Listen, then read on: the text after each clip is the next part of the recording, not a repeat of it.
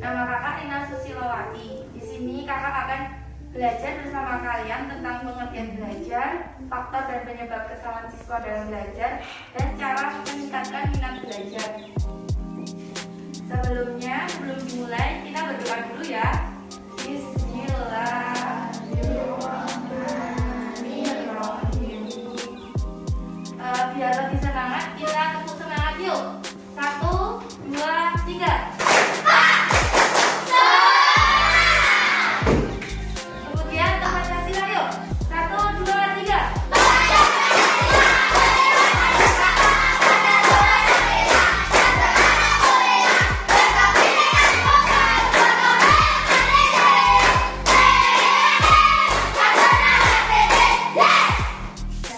Selanjutnya udah semangat semua. Kita belajar ya, belajar pengertian belajar, faktor dan penyebab kesalahan siswa dalam belajar, dan cara meningkatkan minat belajar.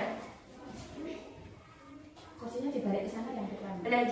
Belajar adalah suatu kegiatan untuk memperoleh suatu perubahan tingkah laku dengan memperoleh suatu informasi baru melalui pengalaman.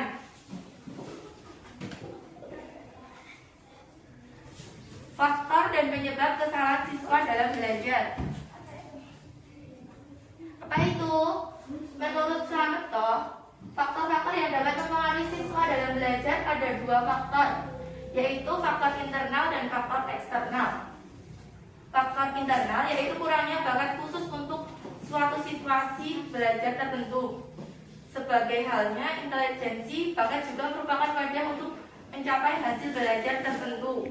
Kurangnya kemampuan dasar yang dimiliki oleh peserta didik, kurangnya motivasi atau dorongan untuk belajar tanpa adanya motivasi yang besar. Peserta didik akan banyak mengalami kesalahan dan kesulitan dalam belajar, dan faktor jasmania tidak mendukung kegiatan belajar, seperti gangguan kesehatan, cacat tubuh, gangguan penglihatan, gangguan pendengaran, dan lain sebagainya. Kemudian faktor internalnya adalah faktor yang berasal dari luar lingkungan sosial yang mempengaruhi belajar siswa ini dapat dibedakan menjadi 3, yaitu yang pertama lingkungan sosial siswa di rumah yang meliputi seluruh anggota keluarga. Yang kedua, lingkungan sosial siswa di sekolah, yaitu teman sebaya, teman lain kelas, guru, serta karyawan. Yang ketiga, lingkungan sosial dan dalam masyarakat yang terdiri atas seluruh anggota masyarakat. Selanjutnya, gimana perasaan kalian saat belajar? Coba disebutin. Siapa? Mbak siapa namanya? Panggil apa? Gimana perasaannya kok belajar? Agak seru, agak susah. Oh, agak seru, agak susah. Yang lainnya siapa lagi? Siapa itu Mas siapa? Arifin. Mas Arifin, apa? Gimana perasaannya? Enak. Enak? Oh ya, boleh. Yang lainnya? Kabarnya? Senang. Ya, namanya siapa? Ada lagi? Gimana perasaannya, yo? Apa lagi? Apa lagi perasaannya itu? Apa? Yuk disebut. Tersiksa? Ya, senang. Stres? Ya, enggak? Tertekan? Membosankan? Ya, terus jadi pintar? Iya, apa pastinya? Oh iya, bikin mumet, benar. Terus selanjutnya,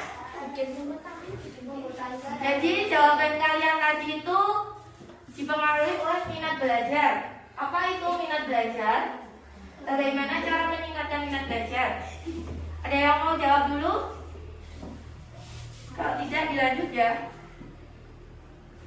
Apa itu minat belajar? Minat belajar adalah suatu ketertarikan terhadap suatu pelajaran yang kemudian mendorong individu untuk mempelajari dan menekuni pelajaran tersebut. Minat merupakan sifat yang relatif menetap pada diri seseorang. Selanjutnya, bagaimana cara meningkatkan minat belajar? Bagaimana? Lanjut ya.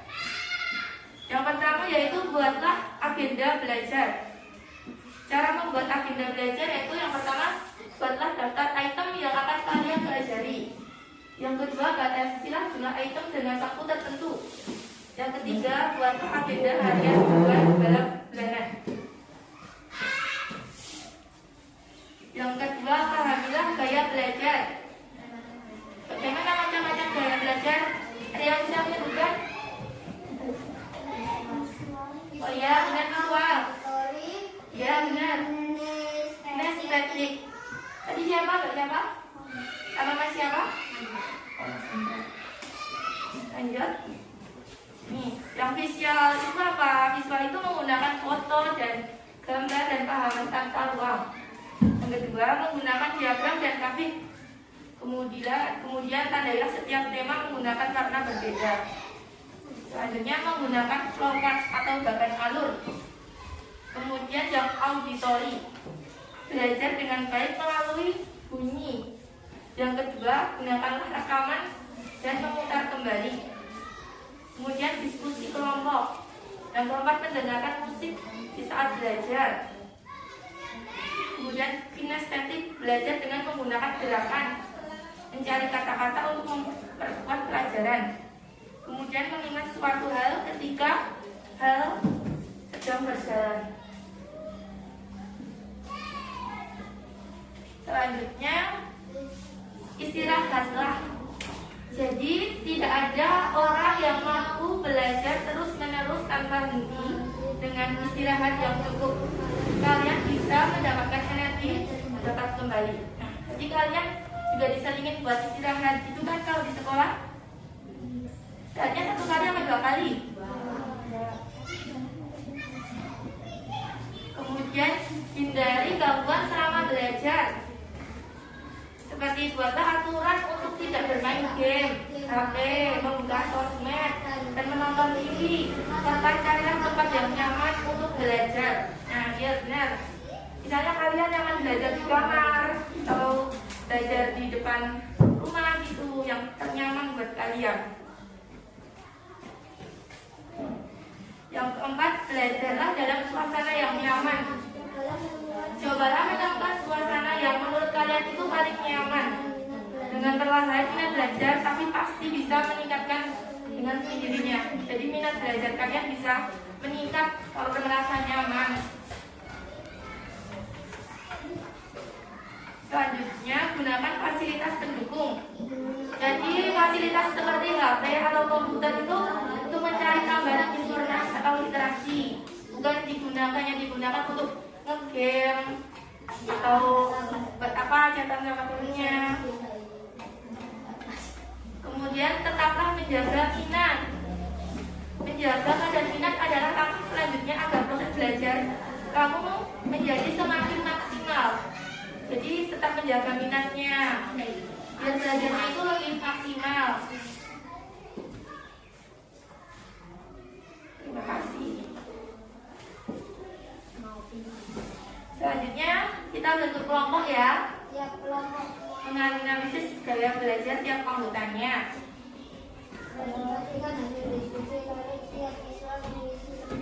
Ini jadi 2 kelompok aja ya. Yang ini namanya siapa aja?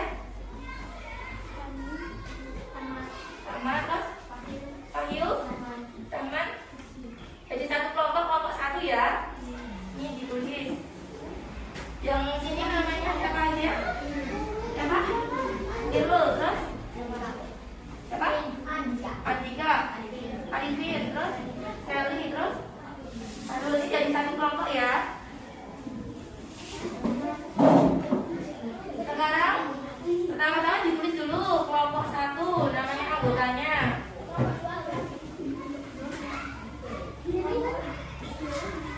Kemudian kalian didengarin dulu ya.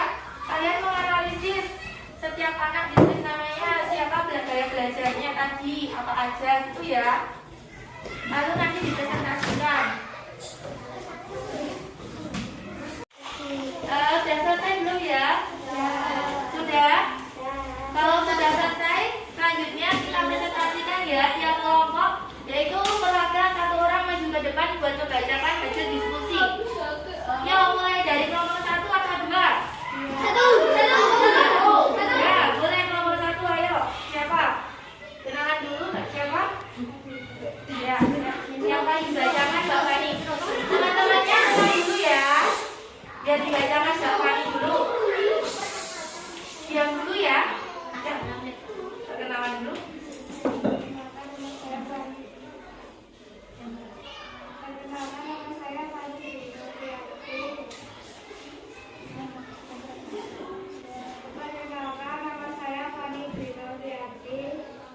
Dari kelas 4. Saya akan membacakan buku diskusi lanjut visual atau menggambar karya Tepuk tangan dulu buat Mas Arifin kelompok 2.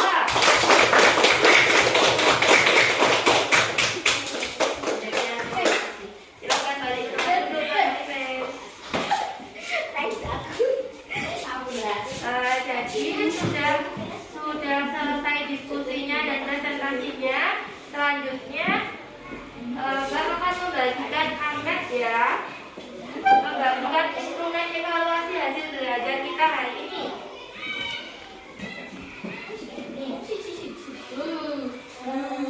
Ada yang perlu ditanyakan? Tidak? Silakan mengerjakan.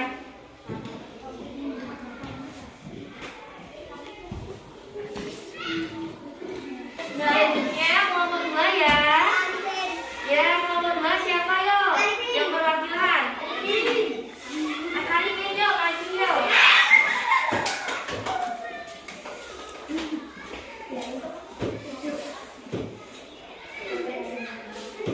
Perkenalkan, nama saya Khairul Nur Arifin. Saya kelas 4.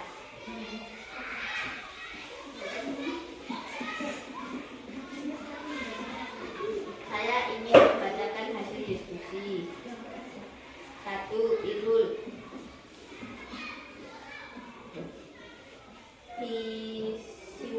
Visual karena suka menggambar. Andika gemar belajar visual karena suka menggambar dan mewarnai. Sandy gaya belajar visual karena suka menggambar dan mewarnai. Fahrul gaya belajar auditori karena suka mendengarkan.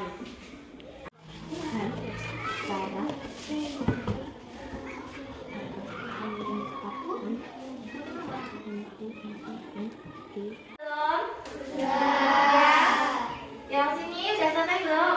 Sudah. Kalau sudah, sekarang satu-satu dikumpulkan ya.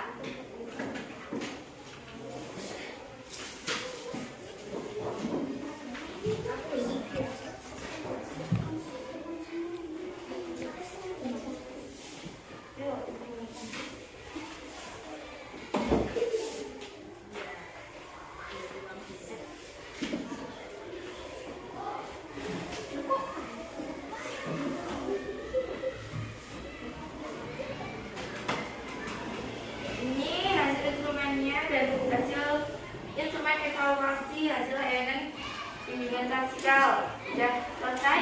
Selanjutnya penutupan.